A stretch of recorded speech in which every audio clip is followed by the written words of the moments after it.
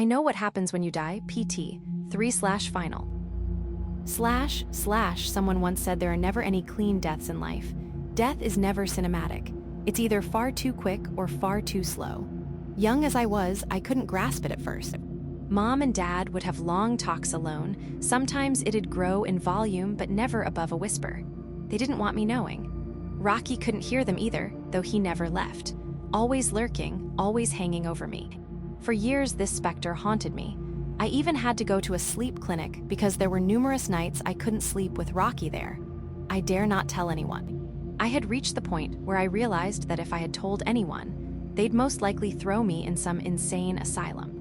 Let's not even entertain the idea of what it would be like if people did believe what I saw. It was when I was about 8 years old that Mom and Dad pulled me aside. They were, at last, open and honest about what the problem was. Cancer, I don't know the word for it. Irony, dark humor. Some divine amusement that in my life, where I was constantly the unwilling host to a saw-mouthed monster that saw me as its one friend. The most normal of horrors had crept into my life. I wouldn't know the word for it, but it certainly changed things. Money around my house became tighter. Mom went in for more treatments as time went on.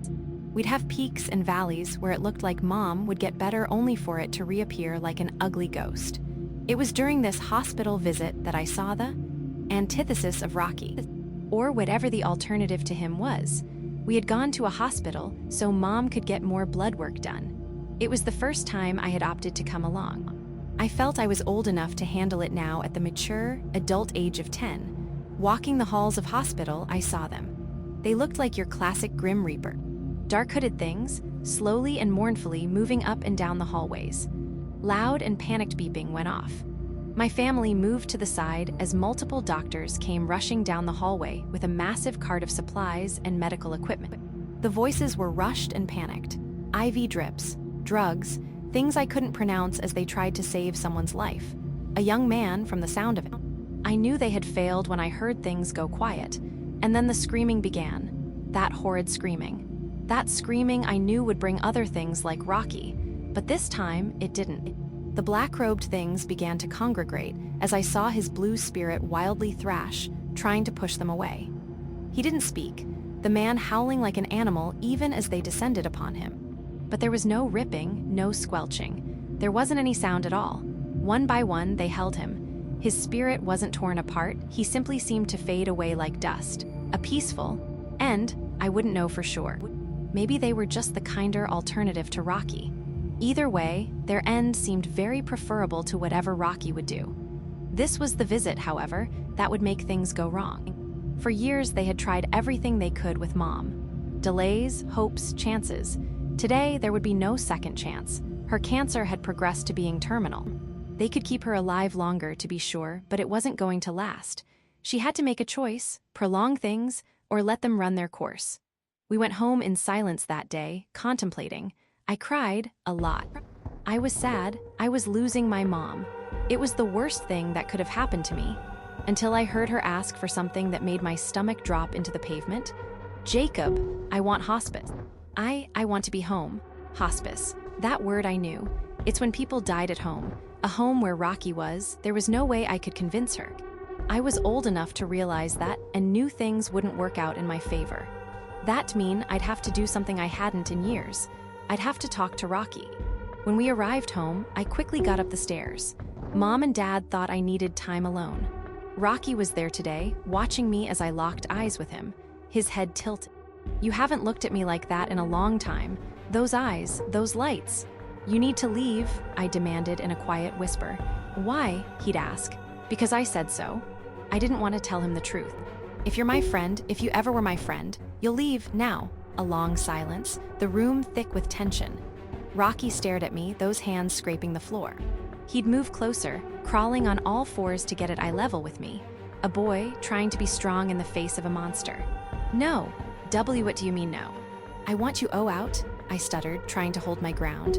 No, I am not leaving. Your lights, your voice, I need them. I want them.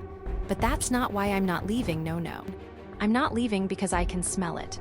Those slits on Rocky's face opened, breathing in deeply, fingers dragging along the ground. The smell? I moved away from him.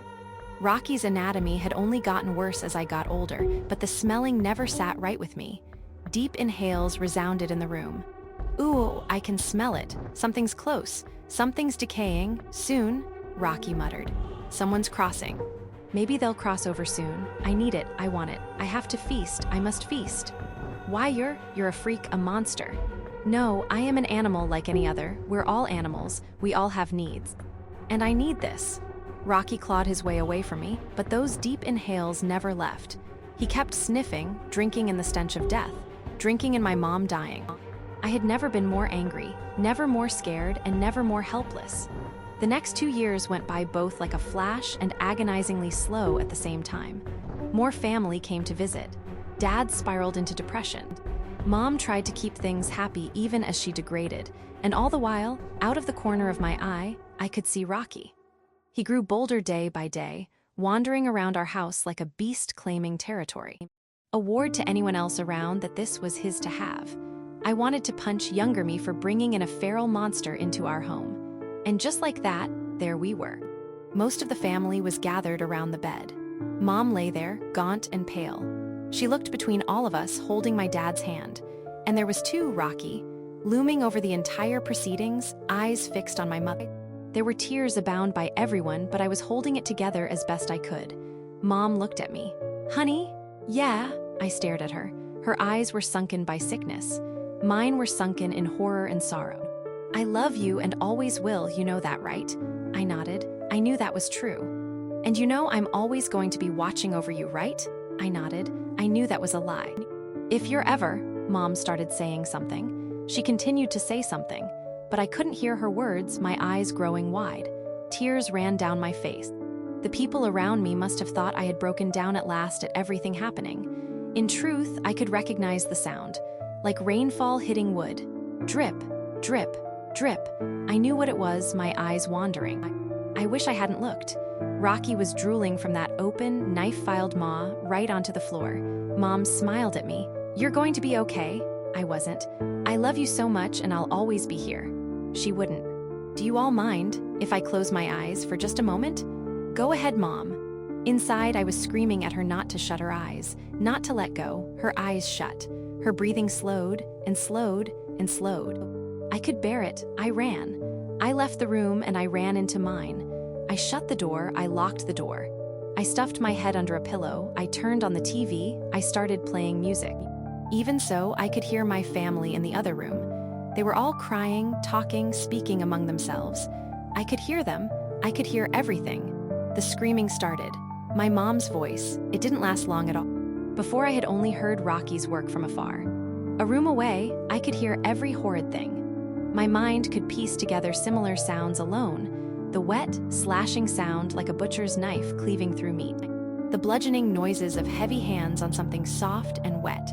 The sound of someone overturning a bucket, spraying its contents on the floor and around the room. The screaming devolved into soft cries, gurgling, choked grasps. And then the other sound. The gorging. The wet noises of a jawless maw cramming in anything that could feet, tearing chunks apart. It lasted for about 10 minutes, but it felt like 1,000 years. Anger welled in me alongside my terror.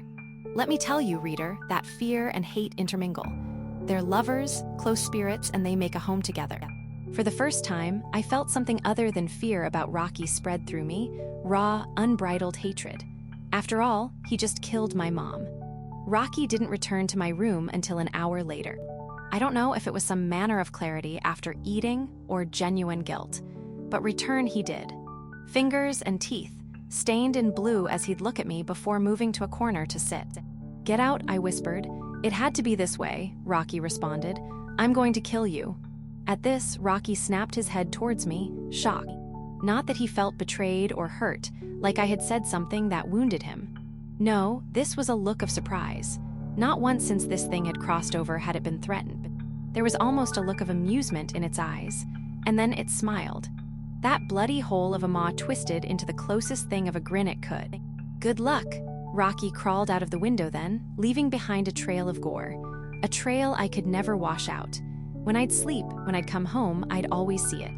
The dark blue stain of what my mom had been. There is not much more to it. We buried her remains. Dad was depressed, but he moved on. I didn't. I never did. After what happened, Rocky never came back. I know Rocky is out there in this in-between, and it is why I am writing this. Consider this my confession. This will be the last you hear of me because I figured it out. I have figured out what makes you into something like Rocky when you die. I am an adult now with the funds and capabilities to finish this plan. I am going to do many things, terrible things. I am going to drink deep of the well of monsters and give myself every single fighting chance I have against that horrible thing. And when I feel I have drank as much as I could until bile fills my soul, I am going to return to my home from when I was a boy and cross over. I am going to find Rocky and I will make him pay. I don't know if I can stop a monster, and the thought of seeing him again fills me with dread and horror. But it also fills me with hate, and hate will drive me forward. I know what happens when you die, and God willing, I am going to make Rocky find out what happens after.